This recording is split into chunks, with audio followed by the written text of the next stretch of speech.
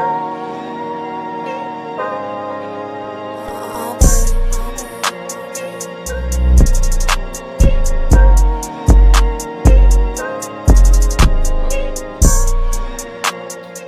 guys. Welcome back to the Laker family, where the Lakers just defeated the Philadelphia 76ers 120 to 107.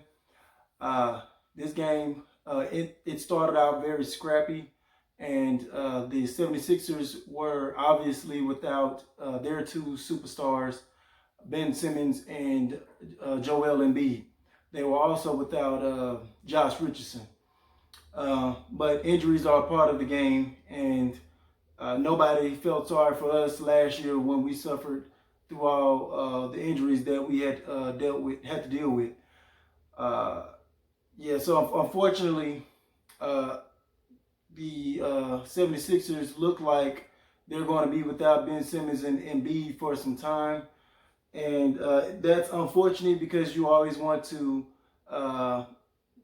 beat teams at their best. You want to see how your team stacks up against a team at full strength.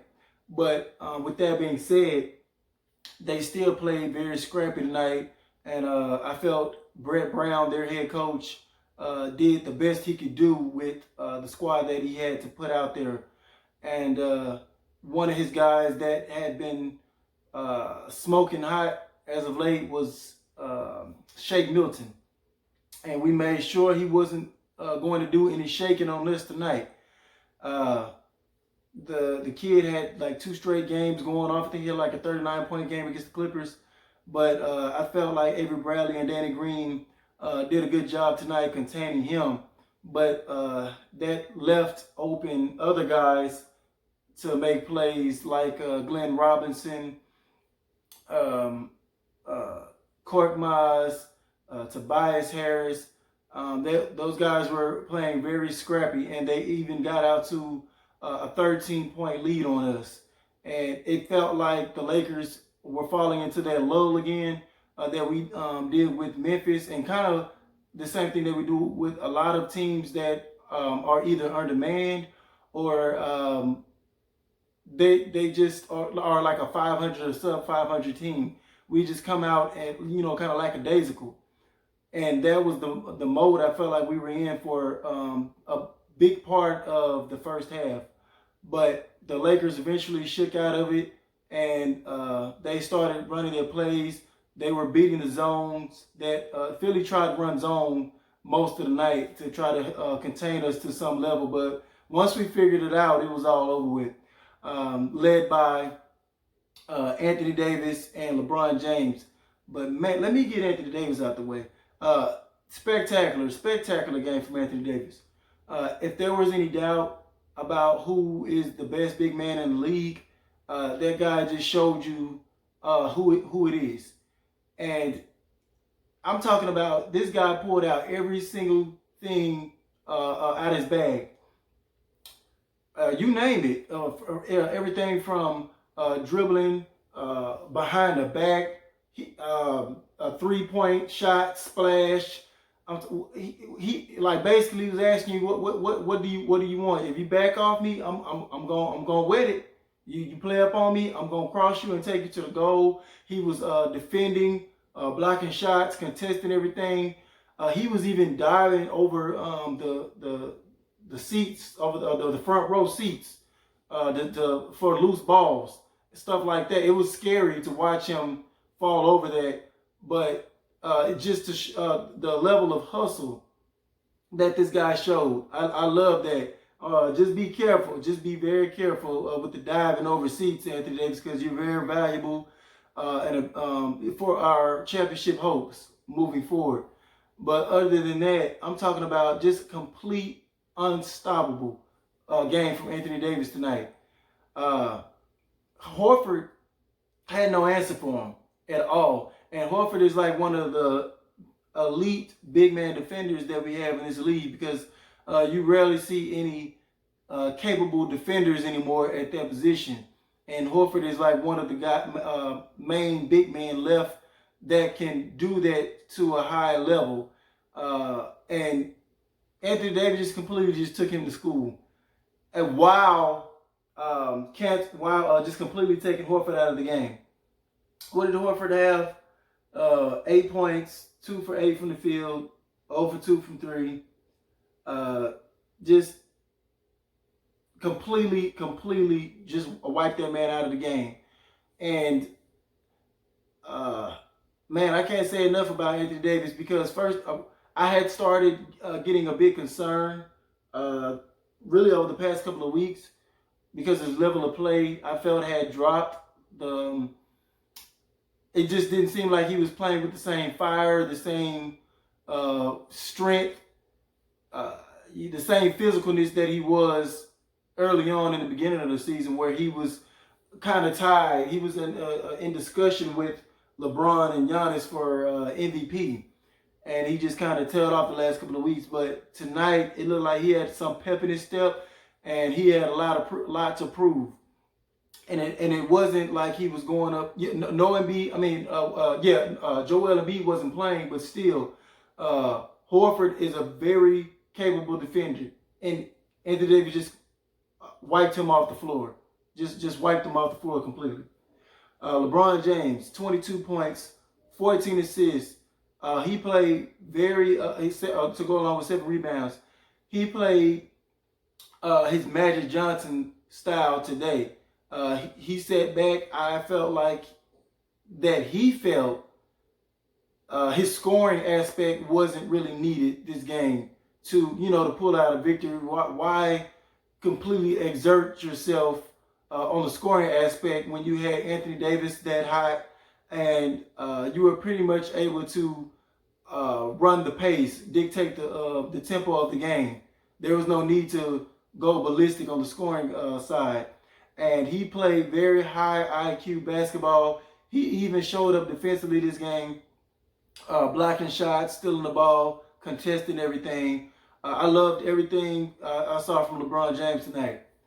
The guys even stepped up and helped this game.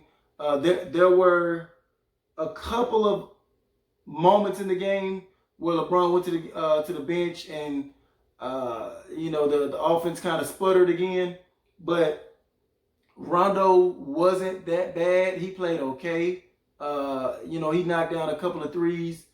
And Kyle Kuzma went back to inconsistency mode again.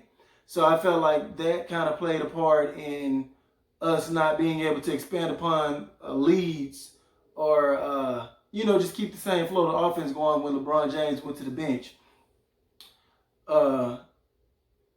It wasn't a big deal this game because, like I said, we were playing against the starless 76ers, but you just didn't want them to cut back in the game the way they did. They never went away, and we had many opportunities to just go ahead and just wipe them off the floor, and we didn't do that. We could have low managed Anthony Davis and LeBron James in the fourth, but the bench and the role players didn't do quite enough to expand upon the lead. They played well, but not great enough to allow us to do that. So I'm not going to completely just bash them because they did play okay. Dwight Howard, a good game, 11 points. I felt like he did a good job of popping open for passes from LeBron James, especially when the Philadelphia 76ers were playing that zone. Him and McGee, I felt, did a good job of slipping to open pockets, timely getting open to defeat that zone that the Philadelphia 76ers were trying to confuse us with. And even when we put Anthony Davis at the high post, I felt like he made good reads out of double teams to beat that zone. And that is the only way you're going to get teams to stop doing that.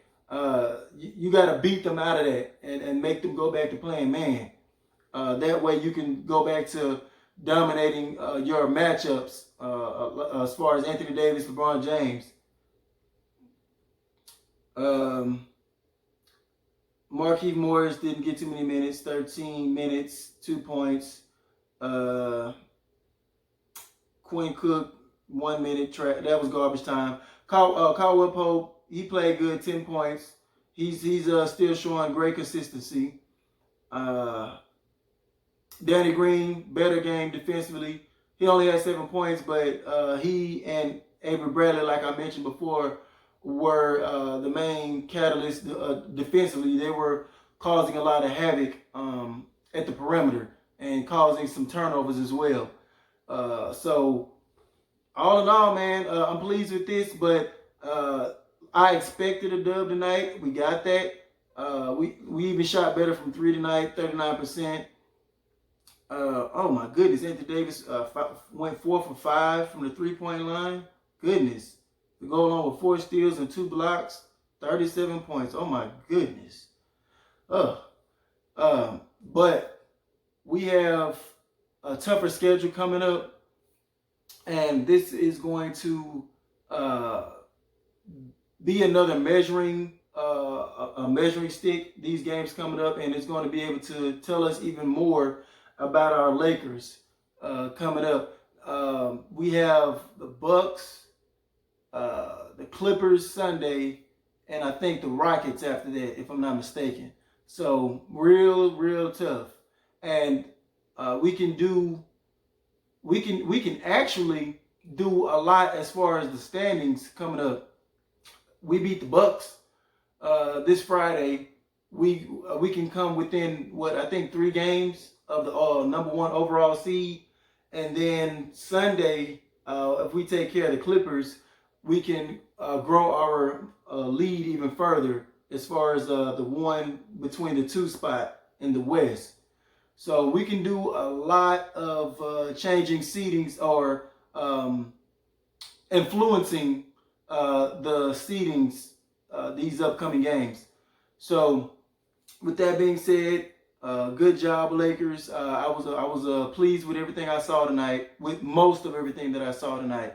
And I'm looking forward to this Bucks matchup coming up next. This also could be a game where it could dictate who's going to win the MVP race.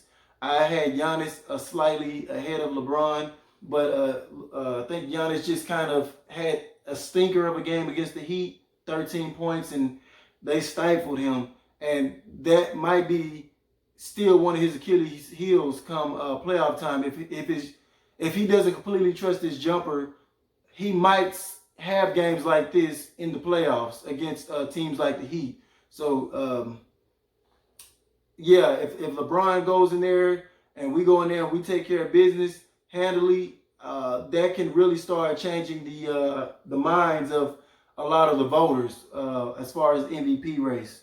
But with that being said, I think I covered the bulk of everything, and I'll be back for that recap of the Bucks game. And thank y'all for rocking with me. If y'all haven't joined the Laker family yet, please do so by sharing, and subscribing. See y'all next time. Peace.